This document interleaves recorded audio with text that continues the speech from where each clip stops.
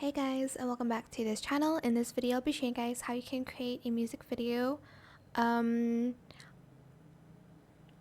with AI. So we'll go to OpenArt AI, and as you can see, there's a music video section. You're just going to select create.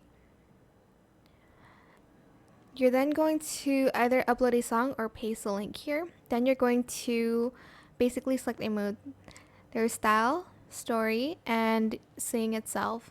You can also adjust the aspect ratio, and there's some more advanced settings here. You can get this and you can adjust this as well. You're then going to select create story. However, you'll need 1,000 credits, which I don't have. I only have 40. But that is it. Again, here you can also select the character. You can create a story. You can get your own characters, I guess. You can even have Joker in your music video. There's also the style that you can do Y2K, rock haze, noise, collage, city pop, midnight blue soul, bubblegum punk, EDM, vaporwave, classic, rococo, metal, can't see that, miniature, pixel art, etc, etc. Then here, again, using community characters, you can even add your own custom one.